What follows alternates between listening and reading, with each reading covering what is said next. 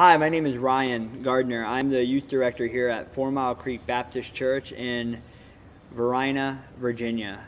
I wanted to take a second with you guys and talk about something that is very present to us now, especially this past couple weeks, and that is suffering. This past week we experienced, or we were able to witness the tragedy that happened in Orlando, and not the isolated tragedy just at the Pulse where 49 people were struck down and killed, but also the little boy who was killed by an alligator, as well as the young singer who was gunned down at an autograph signing. These are just 3 isolated incidents in an entire world of pain and suffering that we see on a daily basis. And I'm reminded of Paul's words in Romans chapter 8, where he says, "For we know that the whole creation has been groaning together in the pains of childbirth." And not only the creation, but we ourselves, who have the first fruits of the Spirit, groan inwardly as we wait eagerly for adoption as sons, the redemption of our bodies. See, when we read this passage, we're kind of invited into something that is happening on a grander scale, even as we look into the world. See, pain and suffering is not something that's so alien to us, what we cannot relate to. Like I said, we see pain all around us every single day. We see pain in Orlando, or we see tragedies that happen on the other side of the world that cross across our TV screen, and it's hard to hold on to them and grab them and plug into that pain and feel that pain. But not only that, but we experience pain even in our own hearts, even in our own lives.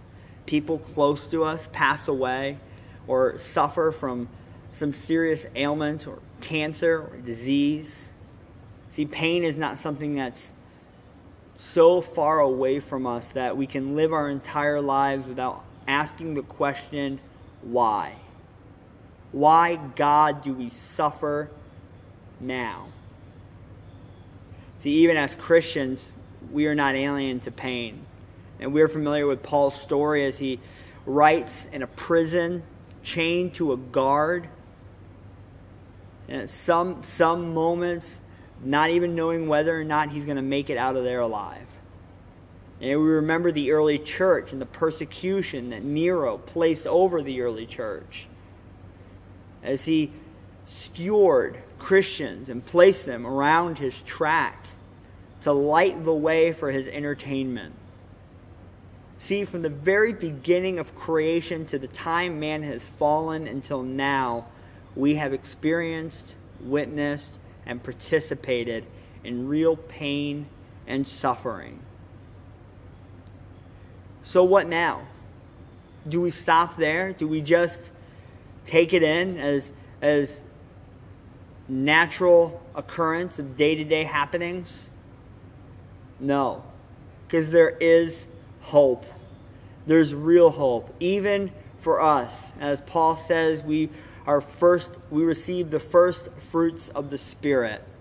Even for us, we can rejoice and we can have hope that Christ has made a way. And this isn't any kind of exit strategy that he lays on us. Death or the praying that Christ returns is not an exit strategy that we go to bed and hope for at the end of the day.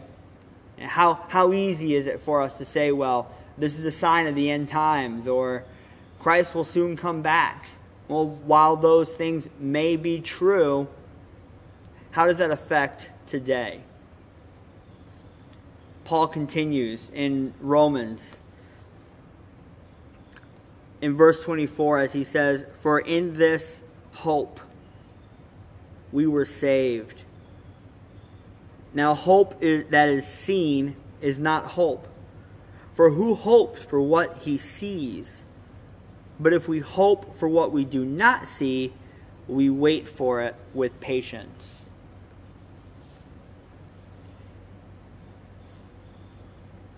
About a month ago, my wife and I had a baby, a little baby boy. His name is Lincoln. He's the most precious thing I've ever seen in my life. And every day I go home and I'm able to hold him in my arms, and I'm able to look at him and and say, you are my son, you are my boy. And while there's so much joy in that moment, that did not come without pain. That did not come without any kind of grief or struggle or fight. During the labor, there was an immense amount of pain and struggle for my wife, Jackie. Even so, where through the tears and through the crying and through the distraught nature of that situation, she blacked out. She couldn't handle it. And even for me, there was so much pain, there was so much struggle, and there was so much fight. But all of that pain, all of that struggle, all of that fight came to a point to where when that baby was placed in my arms, when it was given to Jackie, we were able to look at that beautiful picture of grace and rejoice in it.